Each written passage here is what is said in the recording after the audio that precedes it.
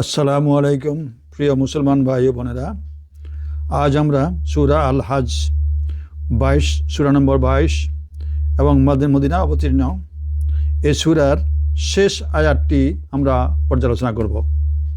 এই আয়াতে আমাদের দিন এবং আমাদের আদি পিতা কে, হযরত আদম আলাইহিস সালাম, অতঃপর আমাদের মুসলিম জাতির জন্য পিতা নির্ধারণ করা হয়েছে হযরত ইব্রাহিম আলাইহিস সালামকে।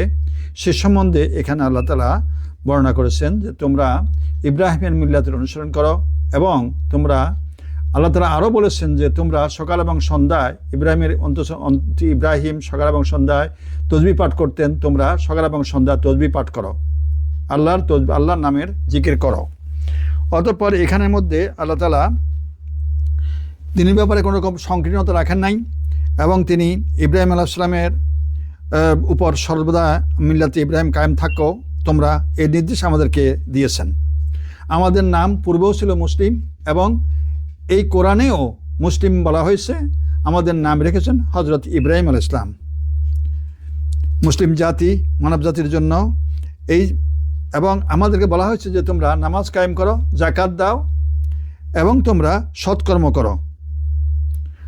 আর আমাদের জন্য সাহায্যকারী হতে পারে একমাত্র আল্লাহ, এছাড়া আমাদের কোনো সাহায্যকারী নাই। সেই সাহায্যকারী সর্বোত্তম সাহায্যকারী। তাই বলা হয়েছে ওয়াজাহিদু ফিল্লাহি হাক্কা জিহাদিহি হুয়াজতাবাকুম ওমা জারা আলাইকুম ফিদ্দীনি মিন হারাজিন মিল্লাতা আবিকুম ইব্রাহিমা হুয়া সাম্মাকুমুল মুসলিমিন মিন কাবলু আফি হাযা লিয়াকুনা রাসূলু শাহিদান আলাইকুম ওয়া তাকুনু শুহাদা আলান নাস ফাকিমুস সালাতা ওয়া আতুজ যাকাতা ওয়ারসুম বিল্লাহ হুয়া মাওলাকুম ফানি'মাল মাওলা ওয়া নি'মান নাসির। অতএব তোমরা আল্লাহর পথে জিহাদ করো, যেভাবে জিহাদ করা উচিত। তিনি তোমাদেরকে মনোনীত করেছেন, তিনি দ্বীনের ব্যাপারে তোমাদের উপর কোনো রকম সংকীর্ণতা আরোপ করেননি। তোমরা তোমাদের পিতা ইব্রাহিমের মিল্লাতের উপর সর্বদা কায়েম থেকো।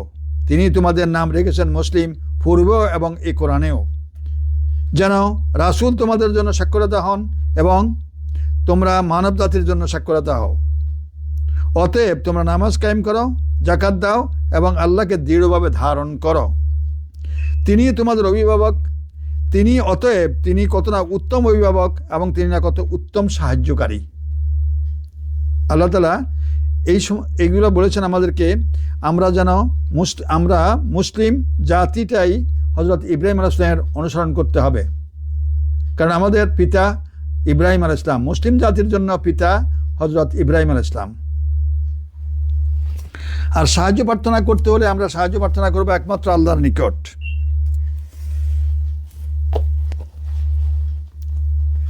Now we are going to recite in English, and strive for Allah with the starving due to Him. He has chosen you and has not placed upon you in the religion any difficulty. It is the religion of your father Ibrahim alayhis salam.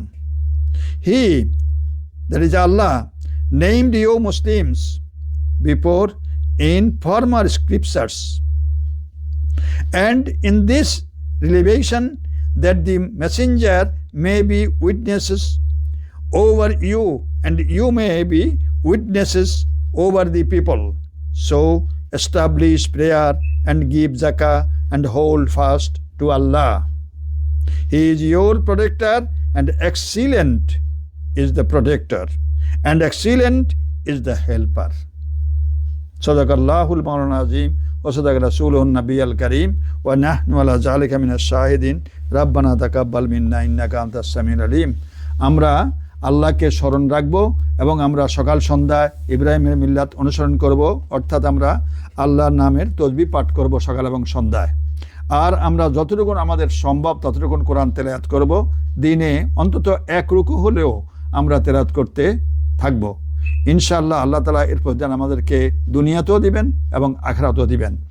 আর যারা, মনে রাখুন, যারা কোরআন তেলাওয়াত করে প্রতিনিয়ত, আল্লাহ তাআলা শয়তান থেকে তাদেরকে দূরে রাখে।